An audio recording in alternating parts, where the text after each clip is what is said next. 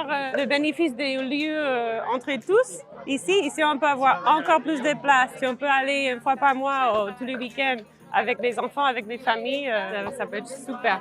L'idée, c'est de créer un lieu qui incarne toutes les solutions pour un monde plus durable. Que tout un chacun, en venant, en visitant, en participant à un atelier, après, serait en mesure de ramener chez soi. Voilà, l'idée, c'est de partager au maximum autour des solutions, que ce soit sur les modes de culture, que ce soit sur le lien à l'animal, que ce soit sur la récupération, la valorisation de l'énergie, la transformation alimentaire.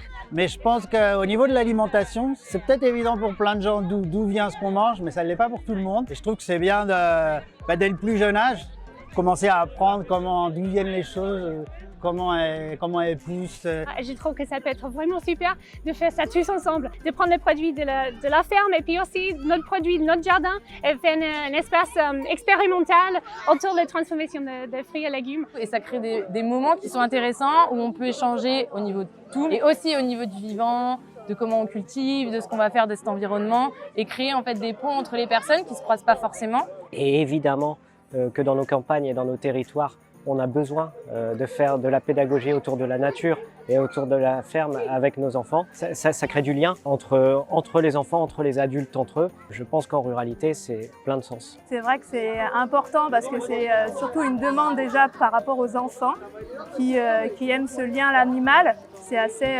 intuitif avec eux. On peut travailler aussi avec différents publics. C'est hyper important parce qu'on a besoin de changer en profondeur la société. On a besoin que les jeunes générations prennent conscience des enjeux climatiques, de biodiversité et de leur montrer qu'on peut aussi aller vers un peu plus d'autonomie, plus de résilience, plus de neutralité carbone.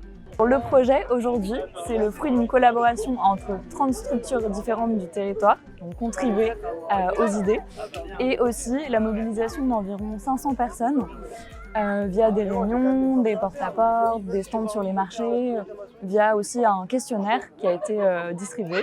Alors oui, l'objectif à l'automne, c'est de pouvoir trouver le terrain qu'il nous faut pour la ferme pédagogique, donc un terrain d'environ 5 hectares.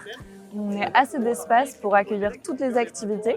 On a réfléchi ensemble. Et l'objectif, c'est aussi de creuser les activités qu'on va proposer, le modèle économique et de pouvoir entamer toutes les démarches, les aménagements nécessaires pour ensuite ouvrir la ferme au public, on l'espère, en 2024.